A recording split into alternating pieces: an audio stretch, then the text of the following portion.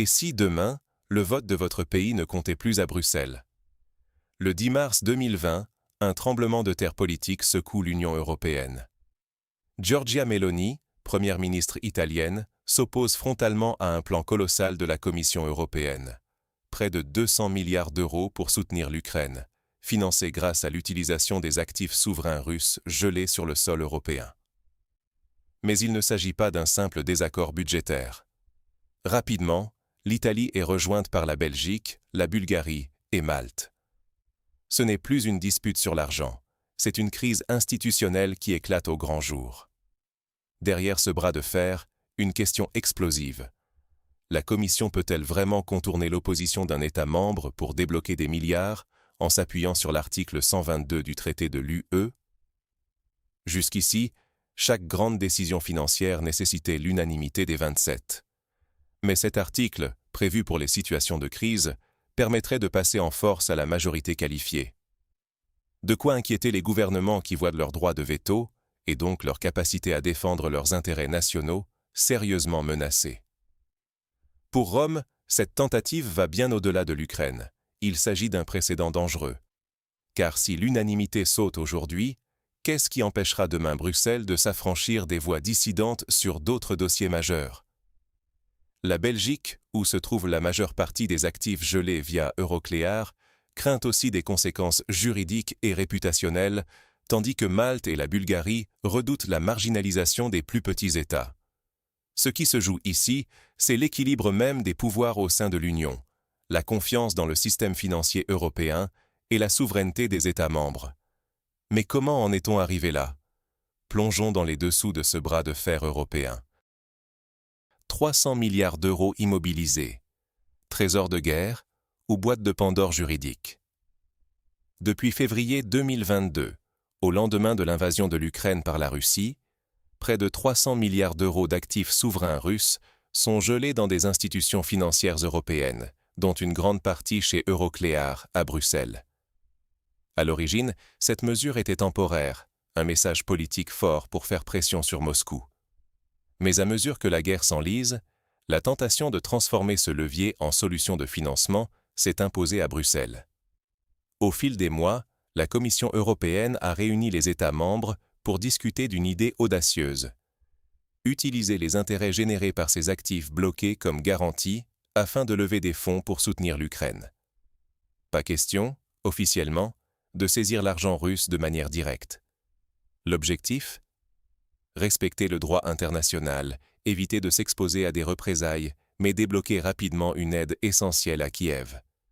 Cette proposition, inédite à cette échelle, est présentée comme un compromis entre efficacité et respect des règles. Mais en coulisses, le débat fait rage, car derrière le pragmatisme financier se cachent de redoutables enjeux juridiques et politiques.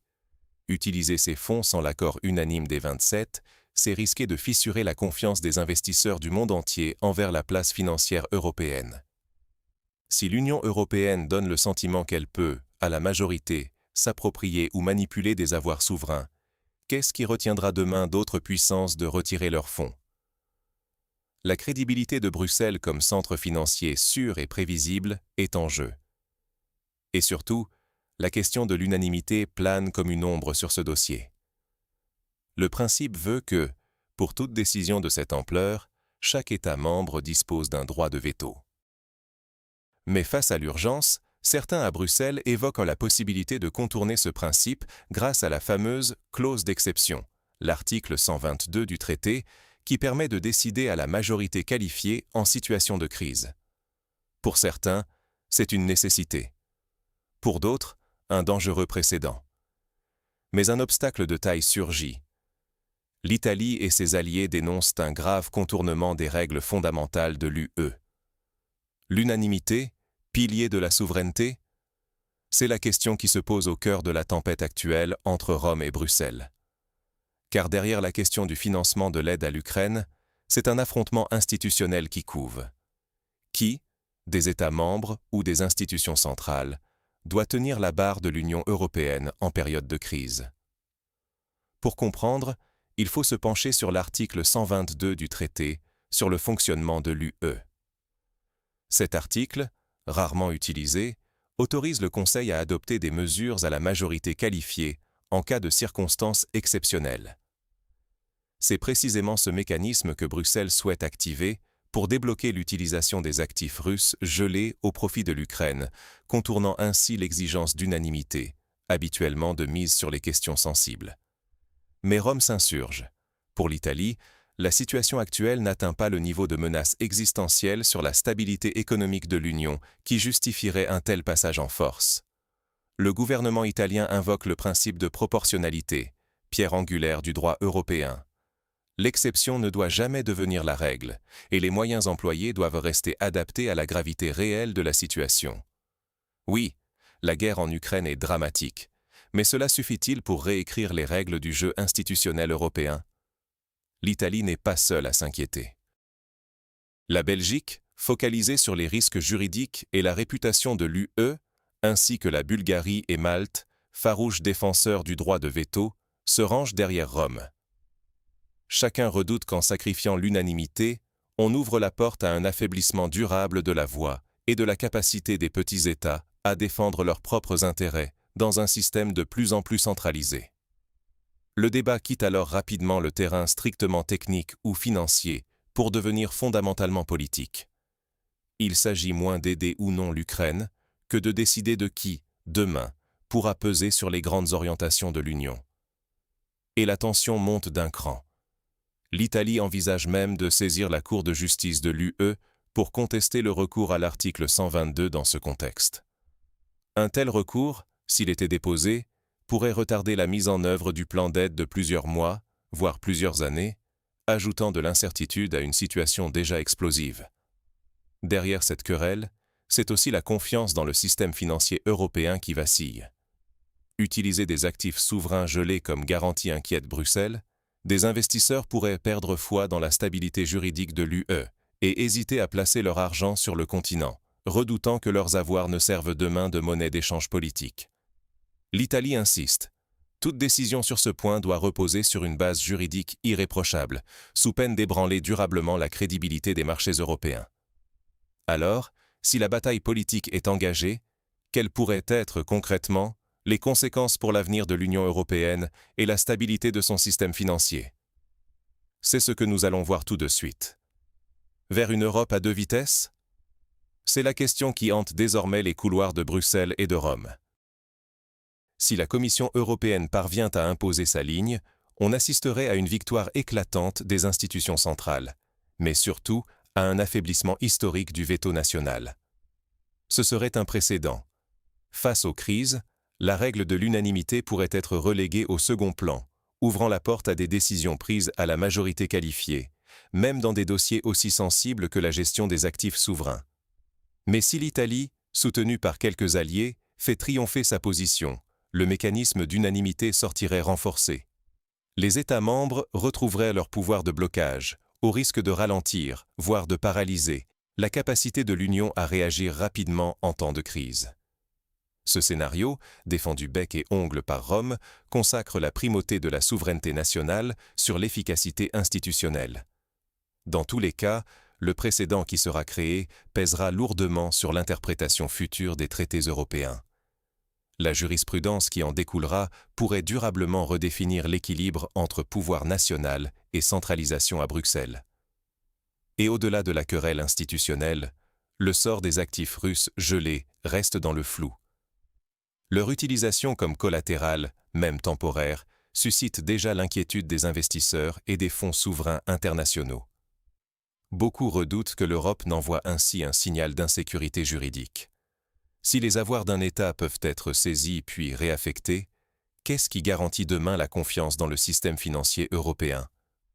Un éventuel recours en justice de l'Italie pourrait paralyser le dispositif pendant des mois, laissant l'Ukraine dans l'incertitude et fragilisant la crédibilité politique et financière de l'Union.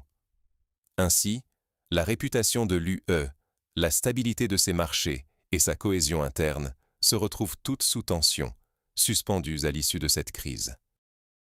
Derrière ces choix institutionnels, des conséquences très concrètes se dessinent pour les États, les marchés et les citoyens. Que doit-on surveiller dans les prochaines semaines?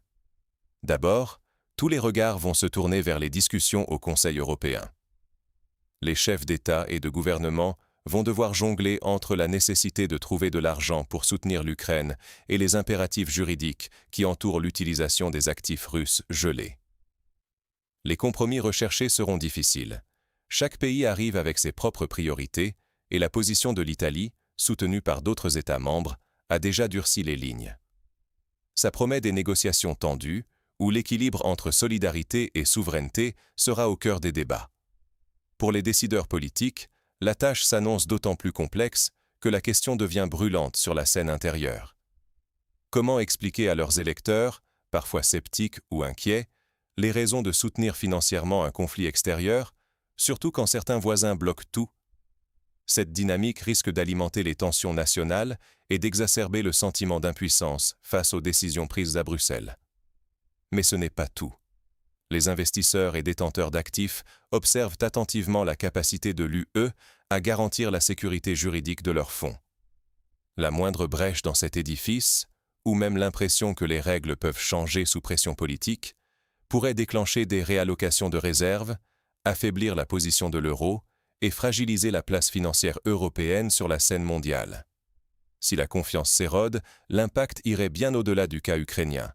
C'est la crédibilité même de l'Union qui serait en jeu. Finalement, ce débat teste les fondements de l'UE. Sommes-nous face à une véritable union politique capable de faire front ensemble en temps de crise ou à une simple juxtaposition d'intérêts nationaux? Derrière les discussions juridiques et budgétaires, c'est la survie du modèle européen, sa cohésion et sa capacité à agir collectivement qui sont en question. Au final, ce bras de fer en dit long sur l'avenir du projet européen. Ce qui se joue aujourd'hui entre Rome et Bruxelles décidera peut-être du visage de l'Europe de demain. Car derrière le débat sur l'utilisation des actifs russes gelés, c'est tout l'équilibre des pouvoirs au sein de l'Union européenne qui vacille. D'un côté, certains États et la Commission plaident pour des décisions rapides et centralisées, convaincus que l'urgence du contexte ukrainien nécessite des solutions inédites. De l'autre, des pays comme l'Italie défendent fermement la souveraineté nationale et le respect du principe d'unanimité, inquiets de voir Bruxelles s'arroger un pouvoir toujours plus grand. Ignorer ce conflit, c'est risquer de se réveiller dans une union méconnaissable, où le centre de gravité du pouvoir aurait subtilement glissé des États membres vers les institutions centrales. Or, cette question dépasse largement le seul cas ukrainien. Elle touche à la capacité de chaque pays à faire entendre sa voix, à défendre ses intérêts et à préserver la confiance dans le système financier européen. Les marchés, eux aussi, observent avec inquiétude, conscients que la stabilité de l'édifice européen repose sur la clarté des règles et la prévisibilité des décisions. Alors aujourd'hui, plus que jamais, restons vigilants et attentifs. Le bras de fer entre l'Italie et la Commission n'est pas un simple épisode diplomatique. Il pourrait bien annoncer une nouvelle ère pour l'Union européenne. Reste à savoir si les compromis à venir préserveront l'équilibre fragile entre unité et diversité, entre efficacité et souveraineté. L'avenir de l'Europe, lui, se joue peut-être déjà sous nos yeux.